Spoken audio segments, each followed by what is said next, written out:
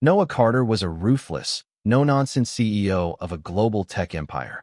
Every minute of his day was accounted for, and silence was something he valued above all else, especially in his car.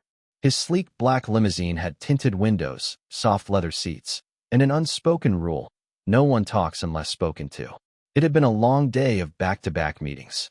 Noah slid into the back seat of his limo, loosened his tie, and signaled the driver to start moving. He hadn't even noticed there was already someone sitting quietly in the back, until he pulled out his phone and muttered, "Finally, some peace." "Shut up," came a tiny, sharp voice from the corner of the seat. Noah nearly dropped his phone. He turned his head to see a little girl, maybe 5 or 6 years old, arms crossed, eyes wide with frustration. Her hair was in 2 messy braids, her dress wrinkled and stained, and she had a serious frown on her face. "Excuse me."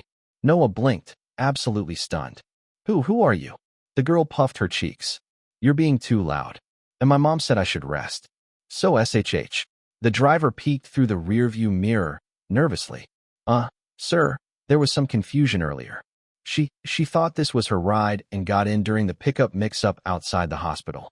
I was handling your calls and didn't realize." Noah lifted his hand. "Stop the car." But just then, the girl coughed, a deep, painful-sounding cough that startled him. He looked at her again. Really looked. She wasn't just tired. She was sick. Part 2. Her name is Rosie. The car pulled over outside a park. Noah turned to the girl gently. "What's your name?" "Rosie," she muttered, snuggling against the seat. "And where's your mom, Rosie?" "She said she'd be right back. She's paying for my medicine." "Medicine?" Noah asked, surprised. "I have something. I forgot the name," Rosie mumbled. "But the doctors said I gotta take it a lot." Before Noah could reply, Rosie suddenly reached into her backpack and pulled out a worn teddy bear with one button eye and hugged it tightly. "Mr. Buttons says you're grumpy, but not mean." He wasn't sure what shocked him more, that he was being psychoanalyzed by a child, or that she wasn't wrong.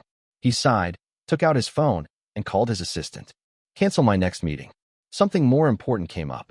When Rosie's mother finally showed up, panting, panicked, and tears in her eyes, Noah stepped out of the car and met her halfway.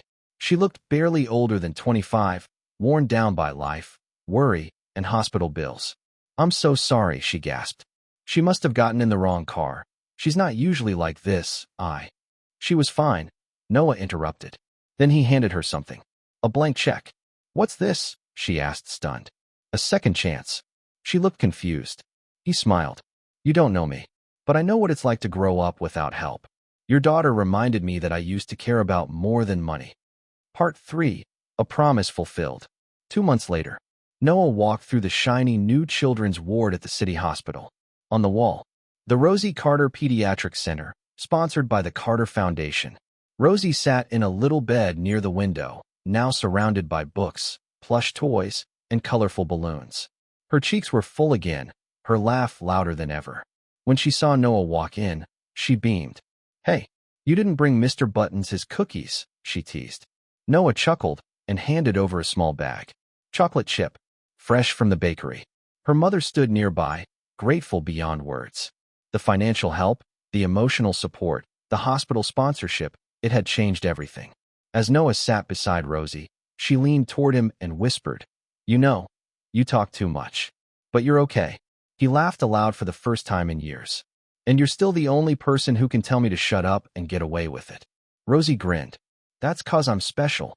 He nodded. "Yes, you are. And because of you, I remember how to be human again." The room filled with quiet laughter, sunshine, and hope. And in that moment, the millionaire CEO didn't feel rich because of his money, but because of the little girl who taught him how to care again.